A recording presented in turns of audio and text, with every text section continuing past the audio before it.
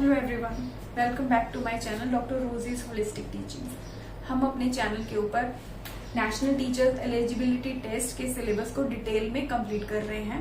हमने last video में एनटेट का सेकेंड यूनिट, एनटेट के सिलेबस का second unit that is communication, उसको स्टार्ट किया था, जिसमें हमने meaning of communication, types of communication and characteristic of communication को डिस्कस किया था। तो आप वो वीडियो मेरे प्लेलिस्ट में जाके एनटेट सीरीज के प्लेलिस्ट में जाके चेक कर सकते हैं। तो आज हम नेक्स्ट टॉपिक स्टार्ट करते हैं कम्युनिकेशन यूनिट का, that is purpose of communication and next is effective communication, right. So purpose of communication, communication के डिफरेंट पर्पसेस होते हैं। सो ये डिफरेंट है और ये आपको एमसीक्यूज में डिटेल में आ सकते हैं। So first is informing, second is persuading, third is instructing, fourth is entertaining and fifth is building relationship. So जैसे फर्स्ट है इन्फॉर्मिंग, कम्युनिकेशन का पर्पस है दूसरे को इन्फॉर्म करना, अपने आइडियाज, अपनी नॉलेज को, अपने फैक्ट्स को दूसरों के साथ शेयर करना। जैसे कि टीचर अपनी नॉलेज को शेयर करते हैं स्टूडेंट्स के साथ, या कोई साइंटिस्ट या कोई रिसर्चर है अपनी सारे ही रिसर्च एंड डेवलपमेंट को शेयर करते हैं दूसरों के साथ, ताकि वो दूसरों को इन्फॉर्म कर सके कि इस टाइम पे इस वर्ल्ड में क्या क्या चीजें हो रही हैं, right. Second is persuading, so persuading meaning influence करना दूसरे पर्सन को, राइट। इन्फ्लुएंसिंग ऑडियंस, एटीट्यूड और बिहेवियर, जैसे कि जो लीडर्स होते हैं, पॉलिटिशियंस होते हैं, राइट, या आजकल जो इन्फ्लुएंसर्स हैं, राइट, वो इन्फ्लुएंस करते हैं दूसरे पर्सन को, तो वो परसुएडिंग में आ जाएगा, right. And third is instructing, कि दूसरों को इंस्ट्रक्ट करना, जैसे हम क्लास में भी इंस्ट्रक्ट करते हैं कि स्टूडेंट्स आपको असाइनमेंट सबमिट करनी है, या फिर नेक्स्ट मंथ आपके ये फाइनल एग्जाम्स हैं या पीरियोडिक एग्जाम है, व्हाटएवर, राइट। सो इंस्ट्रक्शन देना या फिर गाइडलाइन देना, जैसे हम अगर क्लास में एग्जाम ले रहे हैं या फिर फाइनल एग्जाम भी चल रहे हैं, तो इंस्ट्रक्शंस देते हैं कि आपको ये इंस्ट्रक्शंस फॉलो करनी है जब आप किसी एग्जाम को अटेम्प्ट कर रहे हैं, right. And next is entertaining, communication is for entertaining, जैसे अम्यूजमेंट प्रोवाइड करना, जैसे इसके एग्जांपल्स हैं movies, arts, stand up comedy, media, art galleries, ये सब एंटरटेनिंग में आ जाता है। ताकि क्योंकि कुछ पर्सन होते हैं जो आर्ट के थ्रू दूसरों के साथ कम्युनिकेट करते हैं, कुछ अपनी जो उनके थॉट्स होते हैं, उनके इमेजिनेशंस होते हैं, उसको कम्युनिकेट करते हैं थ्रू देयर मूवीज, कुछ करते हैं आर्ट गैलरी के through, right. So it's also kind of communication. So next is last is building relationship. Communication का पर्पस क्या है? ताकि रिलेशनशिप्स बिल्ड हो सके। अगर एक कंट्री दूसरे कंट्री के साथ कम्युनिकेट करेगी तो ही वो आगे फर्दर ग्रो कर पाएगी। ऐसे ही डिफरेंट कल्चर्स एक दूसरे के साथ कम्युनिकेट कर पाएंगे, डिफरेंट पर्संस एक दूसरे के साथ कम्युनिकेट करेंगे, तो उससे फायदा ही होगा, ग्रोथ ही होगी, राइट, कनेक्शन ही बनेगा। ओके, सो नेक्स्ट टॉपिक है इफेक्टिव कम्युनिकेशन। तो जैसे कि वर्ड में ही बताया गया कि उसका कोई इफेक्ट भी हुआ, कम्युनिकेशन ऐसे ही तो नहीं चली गई। इफेक्टिव कम्युनिकेशन का क्या मतलब है, राइट। सो उसको जो इफेक्टिव कम्युनिकेशन है उसकी डेफिनेशन हम पढ़ते हैं। What is effective communication? Just a second.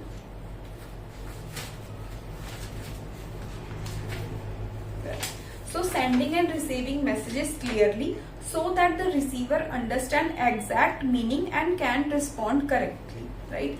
कि जो हम सेंडर हैं, जो भी मैसेज सेंड कर रहा है, दैट इज सोर्स और सेंडर, राइट। तो जो सेंडर है वो क्लियरली अपनी जो भी उसको मैसेज देना है उसको क्लियरली बोले, ताकि जो रिसीवर है उसको क्लियरली समझ पाए और उसको फीडबैक दे पाए। This is effective communication, right. So इसकी जैसे एग्जाम्पल लिखी हुई है कि इफेक्टिव कम्युनिकेशन में, जैसे कि आपने किसी को कुछ बोला,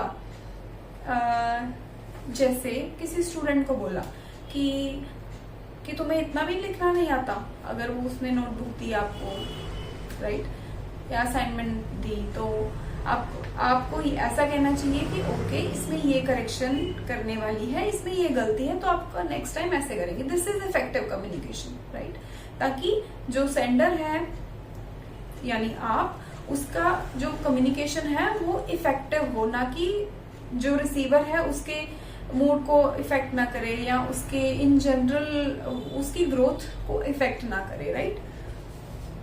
सो इसमें वैसे तो मॉडल ऑफ कम्युनिकेशन में डिटेल में पढ़ेंगे, राइट। जैसे हमने लास्ट वीडियो में भी बात की थी कि इम्पोर्टेंट क्या क्या होता है। एक सेंडर इम्पोर्टेंट होता है, एक रिसीवर इम्पोर्टेंट होता है, राइट, और एक मैसेज इम्पोर्टेंट होता है, ठीक है। और जो रिसीवर है वो मैसेज को सुन के हमें फीडबैक देता है, तो फीडबैक भी इम्पोर्टेंट होता है, ठीक है। और उसमें भी कुछ चीजें होती हैं जैसे कि क्या मीडिया यूज हुआ वो, ठीक है। और जो सोर्स ने भेजा मैसेज वो कोडेड मैसेज होगा, ठीक है, और जो रिसीवर होगा वो उसको एनकोड करेगा, राइट। और बीच में एक और वर्ड होता है नॉइस, कि जैसे एग्जांपल हम वीडियो कॉल कर रहे हैं, इंटरनेट जो है वो अच्छे से काम नहीं कर पा रहा, तो उसको नॉइस कंसिडर कर लिया जाएगा, राइट। जैसे हम क्लास में पढ़ा रहे हैं, राइट, तो हम स्मार्ट बोर्ड पे पढ़ा रहे हैं और मे बी लाइट चली गई, राइट, और इन्वर्टर या जनरेटर अभी स्टार्ट नहीं हुआ, राइट, तो वो भी एक तरह की नॉइस हो गई। या हम क्लास में पढ़ा रहे हैं, ठीक है, तो इंस्टीट्यूट के आसपास कोई फंक्शन हो रहा है तो उसकी आवाज आ रही है, और क्लास में आप पढ़ा रहे हैं तो आपके जो वर्ड्स हैं वो प्रॉपरली सुनाई नहीं दे रहे हैं, या फिर उनकी परसेप्शंस को अफेक्ट कर रहे हैं, आप जो भी पढ़ा रहे हैं उस कम्युनिकेशन फर्दर इफेक्टिव नहीं हो पा रही, तो दिस इज नॉइस। तो ये हम वैसे तो डिटेल में पढ़ेंगे, राइट। सो इफेक्टिव कम्युनिकेशन के कुछ कैरेक्टरिस्टिक्स होते हैं, ये भी आपको एमसीक्यू में आ सकते हैं। So there are 7 characteristics of effective communication, right. So these are clarity, confidence,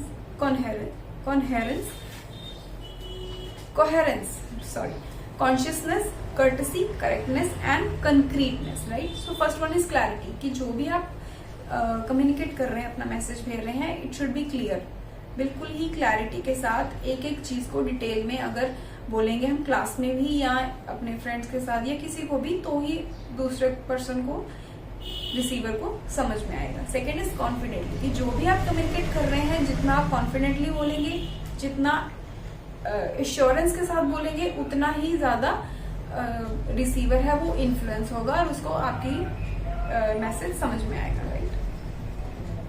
next is coherence, that means कि हाउ लॉजिकली यू कम्युनिकेट, कि जो भी आप कम्युनिकेट कर रहे हैं, जैसे क्लास में अगर टॉपिक भी पढ़ा रहे हैं तो वो लॉजिकल है या नहीं। एग्जाम्पल के तौर पे कि अगर आप जैसे यूट्राइन फाइब्रॉइड्स पढ़ा रहे हैं, राइट, सो अगर आप ये नहीं बोल सकते कि okay uterine fibroids cause bleeding, logically कि किस तरह ब्लीडिंग होती है, कौन से टाइप के फाइब्रॉइड्स ब्लीडिंग कॉज करते हैं, राइट। सो लॉजिकली हर चीज की, अगर पेशेंट हमारे पास आई है, राइट, जैसे एग्जांपल की पेशेंट डिस्मेनोरिया की पेशेंट है, राइट, तो डिस्मेनोरिया इज अ सिम्टम, तो ऐसे हम लॉजिकली एक्सप्लेन करेंगे कि उसके डिफरेंट रीजन हो सकते हैं।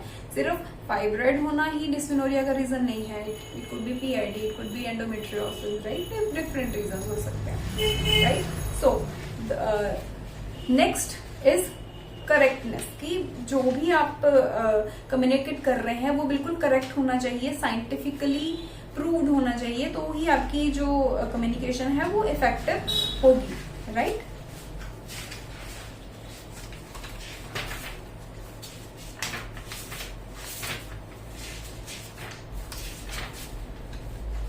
राइट। नेक्स्ट इज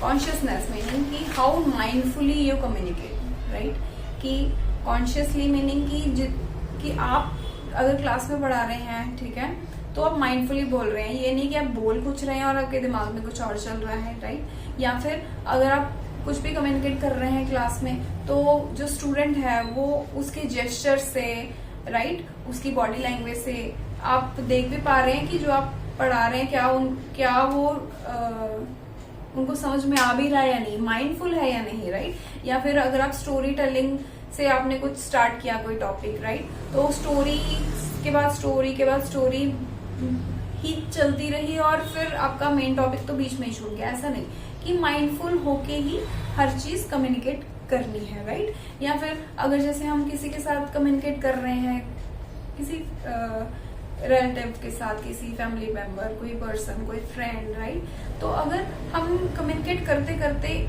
पुरानी कोई बात लेके आ जाए, राइट, और अभी का जो करंट सिनेरियो है वो तो भूल ही जाए हमें कि किस बात से वो बात स्टार्ट हुई थी, राइट। सो वो इफेक्टिव नहीं रहेगी। ओके, सो माइंडफुल होनी चाहिए communication. Next is courtesy. Courtesy meaning how respectfully you communicate, right. जैसे अगर हम क्लासरूम मैनेजमेंट की ही बात करें कि अगर क्लास में हम पढ़ा रहे हैं तो हमें क्योंकि वो स्पेशली अगर हम BHMS, BMS, MBBS स्टूडेंट्स की बात करें तो वो भी हमारे कलीग्स ही होने वाले हैं इन फ्यूचर में जाके, राइट। वो भी है, और अगर वो नॉर्मल स्टूडेंट्स भी हैं, अगर वो टीचर भी बन रहे हैं, राइट। सो हमें कम्युनिकेशन के लिए एक रिस्पेक्ट देनी बहुत जरूरी होती है। एग्जाम्पल के तौर पे कि अगर आपने कोई सवाल पूछा, राइट, और वो उसने आंसर गलत दे दिया, राइट, उसको नहीं आता था, मे बी उसने वो क्लास मिस की हो, whatever is the reason, तो अगर उसने ऐसा बोल दिया कि कुछ आंसर गलत दे दिया, तो आप उसको अगर ऐसा बोले कि इतने बड़े हो गए हो, इतनी बड़ी क्लास में हो गए हो, अभी तक ये नहीं पता, राइट। सो उसकी बजाय आपको रिस्पेक्टफुली बोलना चाहिए कि ओके हम ग्रो कर रहे हैं, राइट, मैं आपसे एक्सपेक्ट करता हूँ, आप ब्राइट स्टूडेंट हैं, ठीक है, तो मैं आपको ग्रो करना देखना चाहता हूँ या चाहती हूँ, राइट। किसी भी डिफरेंट तरीके से आप उसको एक्सट्रिंसिक मोटिवेशन दे सकते हैं ताकि वो अच्छे से पढ़ाई करना स्टार्ट करे। So the communication should be respectful, right. So this is courtesy. Next correctness हमने बात कर ली। लास्ट इज कंक्रीटनेस, राइट, कि concreteness meaning how specifically you explain the thing. जैसे कोई भी टॉपिक ले लीजिए, अगर आप कोई टॉपिक लेते हैं, just for example pre eclampsia लेते हैं, राइट। सो अगर आप प्री एक्लेम्सिया एक्सप्लेन कर रहे हैं तो आप सिंपल ये नहीं बोल सकते कि ओके कि इसमें सिर्फ इस कंडीशन में प्रेगनेंसी में बीपी बढ़ जाता है, एडिमा हो जाता है, राइट, एंड प्रोटीन यूरिया हो जाता है, यूरिक एसिड बढ़ जाता है, लिवर इफेक्ट हो जाता है, राइट। पर वो उसको लॉजिकली समझाना कि कैसे, कि इसकी डेफिनेशन ये है, इसके डिफरेंट रिस्क फैक्टर्स ये हैं, इसके कॉजेज ये हैं, इसकी पैथोजेनेसिस ऐसे होती है, वो डिफरेंट बॉडी ऑर्गन्स में जाके कैसे इफेक्ट करता है, उसके क्लिनिकल फीचर्स, कि उस पेशेंट सिम्टम्स क्या लेके आएगा, देन साइंस जो हम ऑब्जर्व करेंगे, जनरल फिजिकल एग्जामिनेशन में क्या साइंस हमें देखेंगे, पर्टिकुलर फिजिकल एग्जामिनेशन में हमें क्या साइंस देखेंगे, राइट।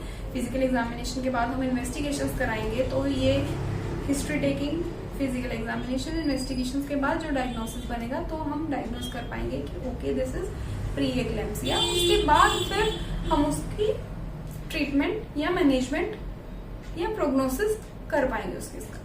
तो हर चीज को डिटेल में करना, right. So these are 7 characteristic of effective communication, right. So next video में हम नेक्स्ट टॉपिक स्टार्ट करेंगे। थैंक यू सो मच ये वीडियो एंड तक देखने के लिए।